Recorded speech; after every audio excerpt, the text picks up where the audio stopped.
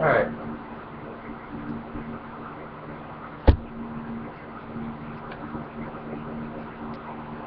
Okay. What comes to your mind? Okay.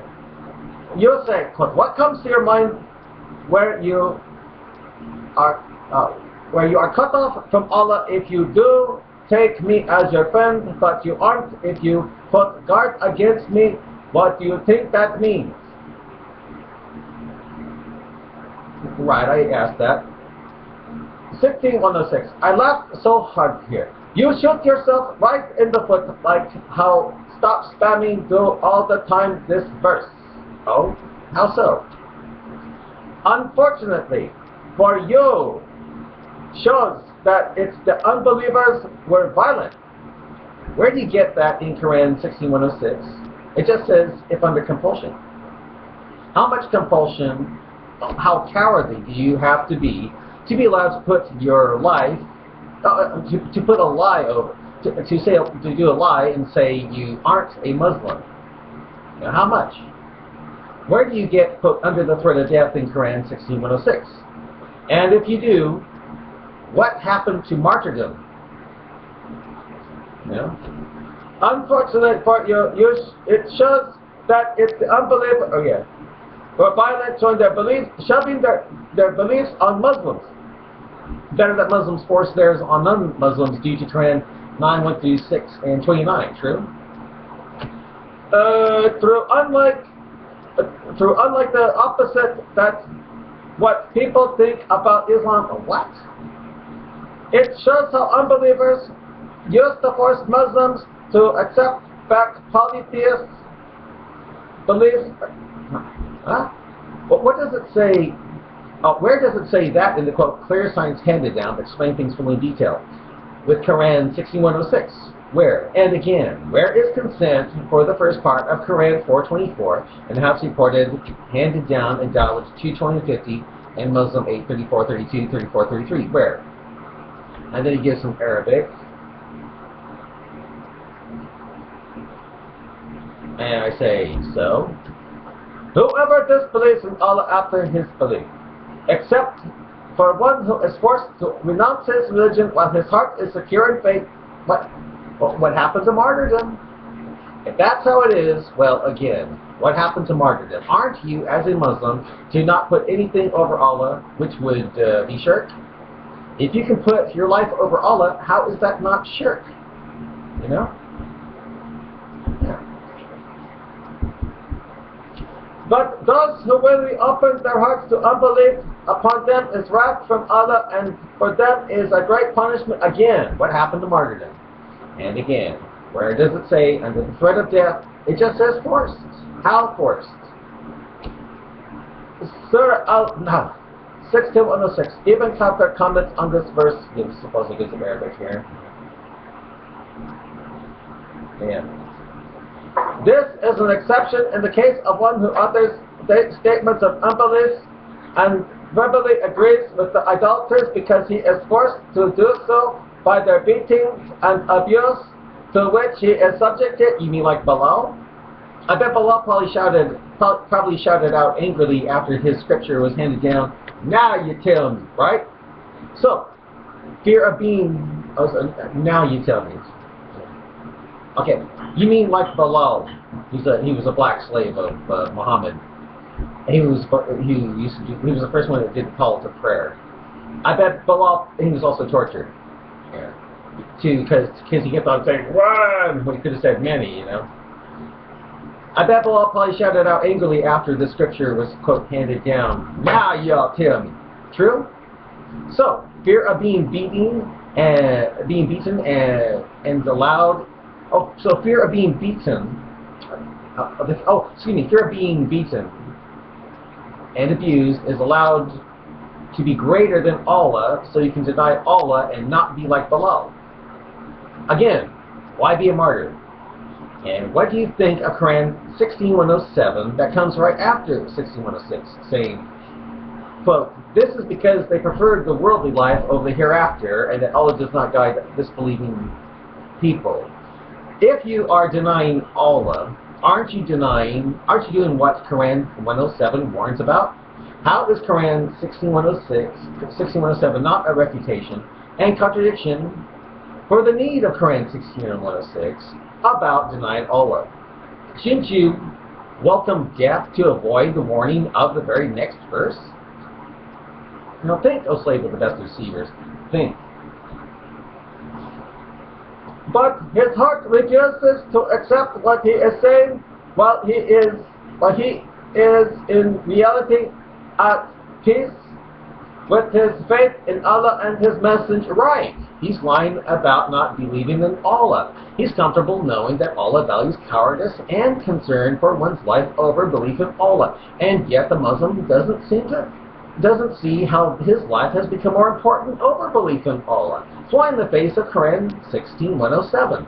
Doesn't see how this isn't shirk even. How come? Source Tasfir Ibn Kathir 6106. So yeah, quite ironic that this verse shows that it's you unbelievers who force your beliefs on as false. It shows how martyrdom becomes a joke and flies in the face of the very next verse. It shows how your life of comfort is more important than your belief in Allah. That's all. How can it not? You know. It gives us the right to save our lives from you by making a fake conversion to your faith to save ourselves, not to lie to benefit our case. No, it shows you martyrdom is a joke.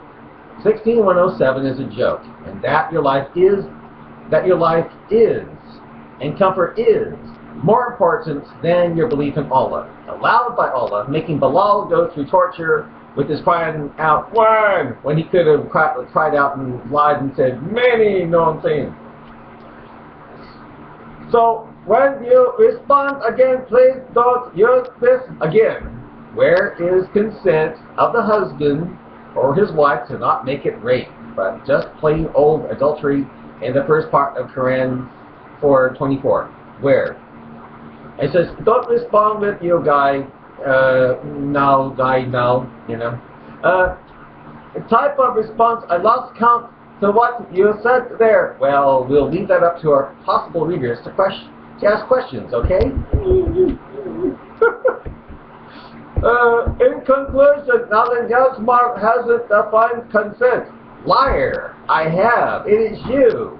But Muslims usually say the opposite of what is true, so I expect you to continue to accuse me of what you yourself are doing. It's part of the taqiyya, for one thing. And accused me of being a liar and never responded with a counter hadith to my hadith. False. All you did was show a contradiction in Islam and the Quran if you can't rape a woman. Or again, you never showed consent from the man nor woman to make the first part of Quran 4:24 not sound evil.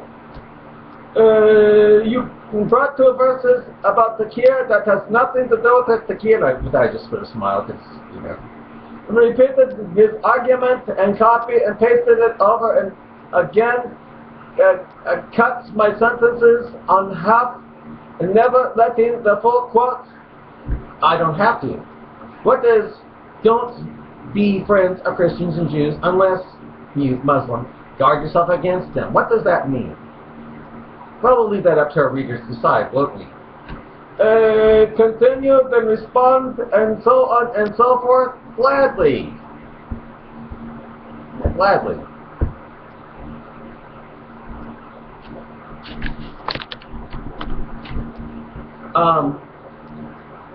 No, there's more. But yeah, I can go on. I said, yeah, gladly. That's it. Okay. Now he's starting to put that OMG a lot. When I say, okay, I'll start it again here. OMG. Don't you mean OMA? So many errors and so many stupid arguments such as, one, you say false. It shows that you are lying when you can't give an explanation of why a hadith of many Muslims regard as important. Sunan Abu Dawud 22050 would be considered translation wrong, and then you don't present where consent is to lessen the evil of it, and then you support Dawud 22050 by posting this stupid saying that with quote, women who followed their fathers and husbands to the war put on their finest dresses and ornaments previous to an engagement in the hope of finding favor in the eyes of their captors in case of defeat. Do you see the stupidity and contradiction here? I go, well, that is a dumb answer, and so stupid even a 9-year-old can embarrass you here. How so?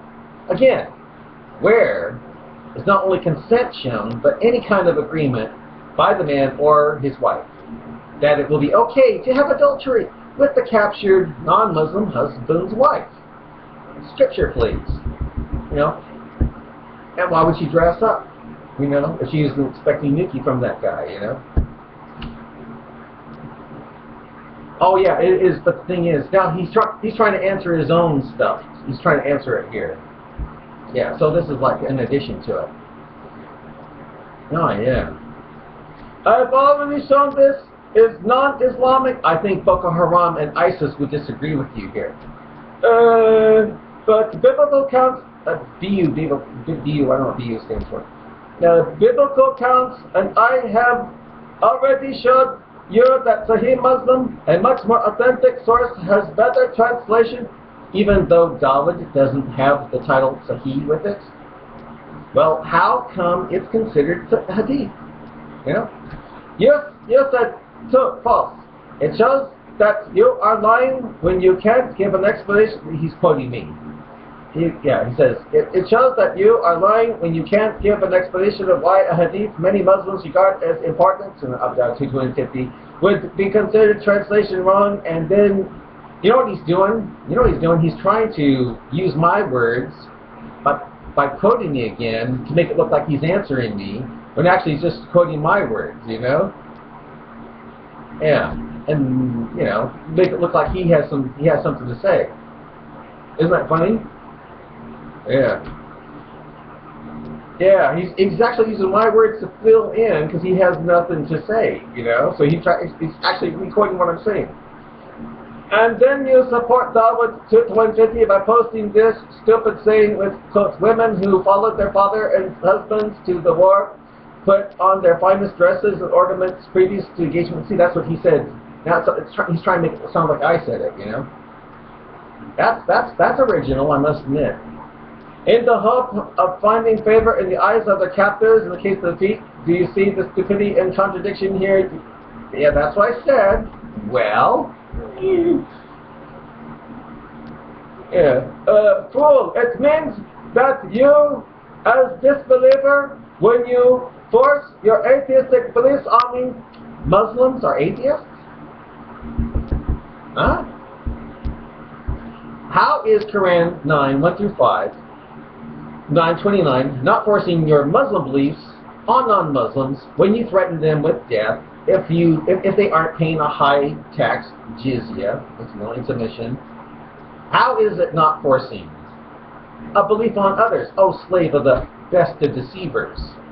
You know. And threaten to kill me, I can deceive you by saying that I will accept it to save my life. Right! Thanks to Quran 16106. But notice that in Quran 1606 and 328, there is no mention of threat to your life. No mention of threat to your life.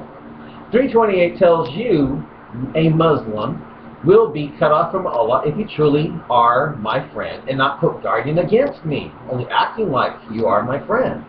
Where in 16106 or 328 does it say you are threatened with death? 16106 just says under compulsion. Well, how much compulsion is Allah allowing you to have so you can have your life more important than your faith in Allah by denying Allah to save your cowardly patootie? You know?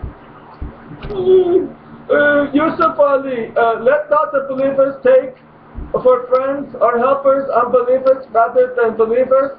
If any do that, in nothing will there be help from Allah. Right. Old Al will cut you off if you truly take me as your friend. Except by way of precaution, what do you think that means? If you can't be my friend, think, O slave of the best deceivers. Think.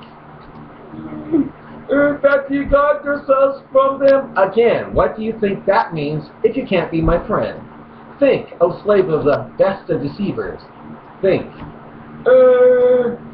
But Allah cautions you to remember Himself, for the final goal is to Allah. Right.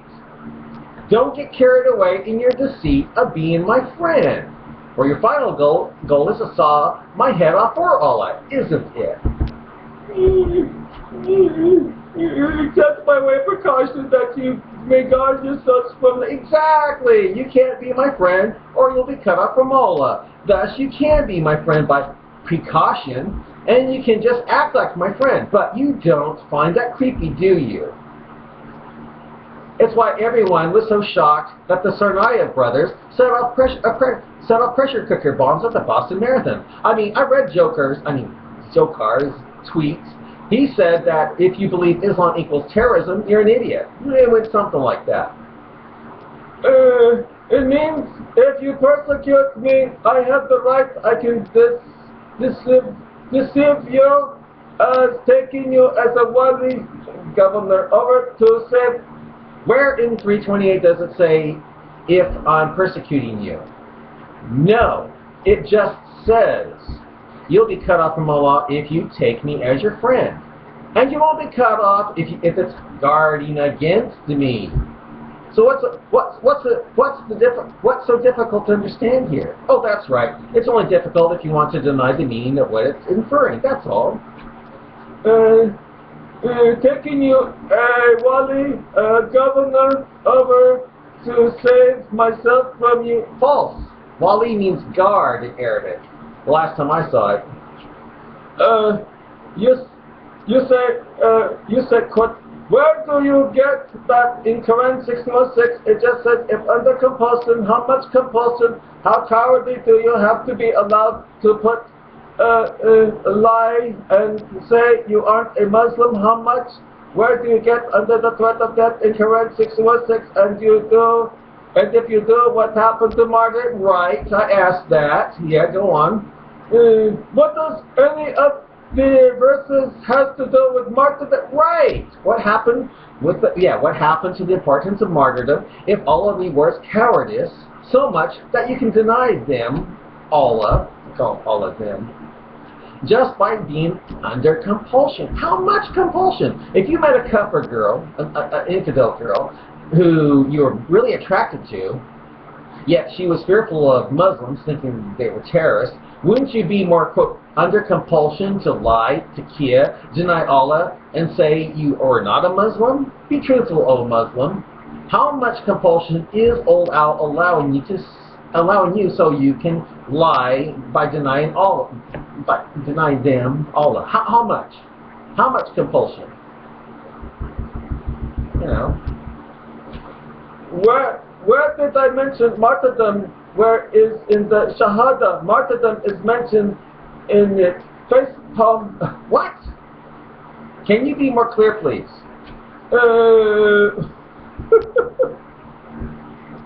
Isn't that fun? That's fine. You said face palm. Yeah, I'll have him read it again. Where did I mention martyrdom? Where is in the Shahada? Martyrdom is mentioned in the face palm. What? Can you be more clear, please? I can't believe who I'm dealing with here.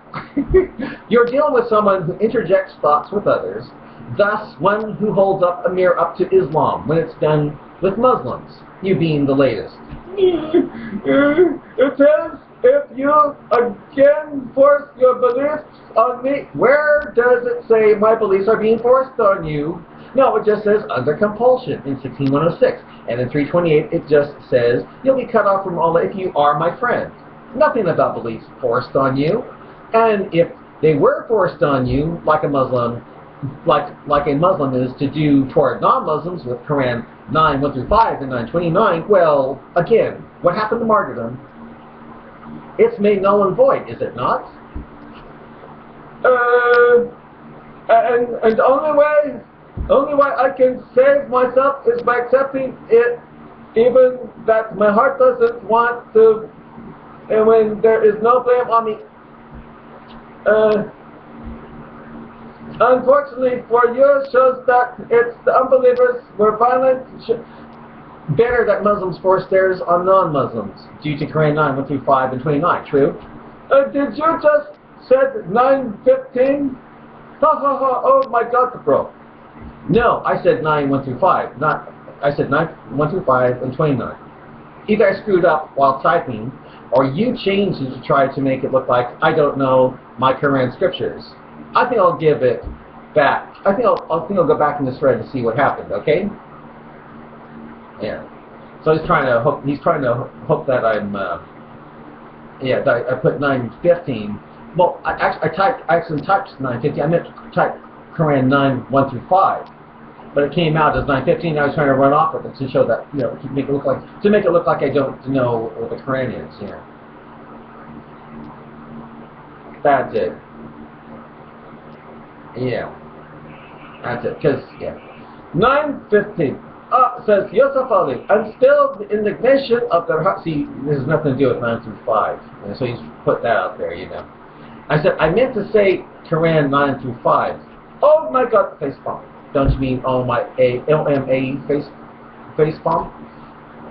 Yeah, OMA, yeah. Oh my God, face palm. Again, I meant to say Quran 9, 1 through 5 and 29. Yeah. I didn't mean to say 9:50. I meant to say 9, 1 through 5. It's Quran 9, 1 through 5 that allows Muslims to break peace treaties. Rise up and slay those that aren't Muslims. The only thing that saves them is if they want to hear the Quran or they are stupid. They know not. Of course, in Quran 9:29, the only thing that saves people of the scripture, Jews and Christians, is if they are paying the jizya tax, high tax of humiliation. How this is enforcing Islam on non-Muslims is baffling. Perhaps you can try to explain how it's not forcing Islam on others, okay? And now on to 9:29. Go for it. Here is a similar hadith. Oh, so you do believe in that hadith? Bukhari. God's apostle said, I have been ordered to fight with the people till they say none has the right to be worshipped but God. Volume 4, book 52, number 196. Don't tell me. Fight doesn't mean kill, it means tickle. True?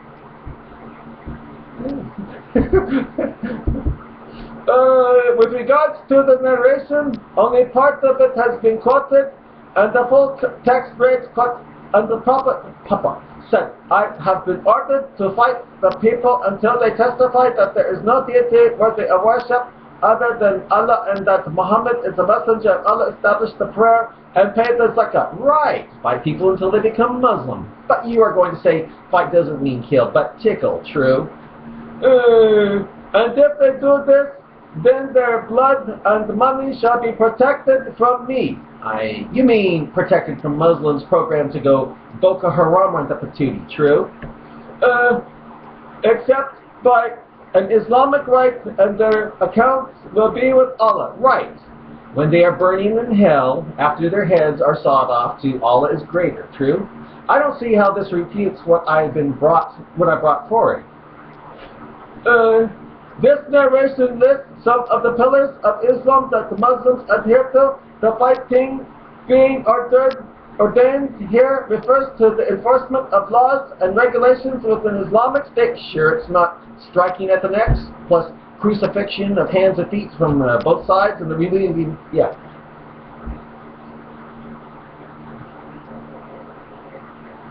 Huh? Oh.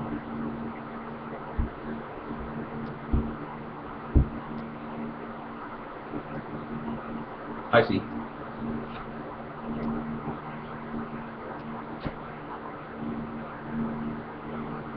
Okay. Alright. Okay. I say, right, fight people until they become Muslim. But you're going to say fight doesn't mean kill but tickle, true? And if they do this, then their blood and money shall be protected from me. You mean protected from Muslims' program to go Boko Haram on their patootie, true? Except by an Islamic rite, and their account will be with Allah. Right. When they are burning in hell after their heads are sawed off to Allah's greater, true? I don't see how this refutes what I brought forward. This narration lists some of the pillars of Islam that Muslims must adhere to. The fighting being ordained here refers to the enforcement of laws and regulations within Islamic State. Sure, it's not, quote, striking at the necks, plus crucifixion and removing of hands and feet from opposite sides. And we are to believe you are taqiyya in line for Allah, because, you know, just as modern governments enforce their legal policies, so too does the Islamic State. Right, for Islam is more than just a death cult. It's a political movement, like Nazism in Germany. These legal policies refer to Muslims paying the zakat, the charity tax, and abiding by the laws in Islamic State, which is less than what a non-Muslim has to pay in jizya tax under the threat of death if they don't pay jizya. And yet you have no problem with that, because, you know, those who understood the sayings of Prophet the best were his companions, and if it was they who were able to have intercourse with the captured women in front of their husbands, that we see in, and it was they who were able to have intercourse with the captured women in front of their husbands, that we see in Sunan Abu Dawud 220 and 50.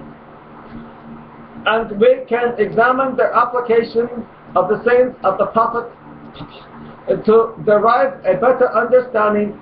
You do realize that the sayings have Mo marrying a 6-year-old and saying he diddled her when she was 9, don't you? We find that after the death of the Prophet Muhammad, many hypocrites who had pretended to be Muslim began to turn away and leave their religious duties. Thought the lunacy would have died with him, right? One example was zakat, the charity tax. They wanted to compromise the commands of God. It was then that Abu Bakr, the first caliph and caliph of that time, cited this narration to make it clear that a compromise would be tolerated, and he would fight them until they agreed to follow Islam in full. I can imagine. But aren't you to lie, though, and say this didn't happen? You know? The fighting that resulted was known as the Ridda Wars. The Ridda Wars. Similarly, we can see that today's government would not tolerate if a citizen refused to pay tax or abide by the laws of the country. Oh, I see. You're trying to say that the tax of humiliation, jizya, is just the same as the zakat tax, right? That even Muslims pay a high tax of humiliation also, true? If one lives in a state or country, they must abide by the regulations to ensure a secure and healthy society, unless it's America, where they are to let illegals in that will turn America into a banana republic. Yeah.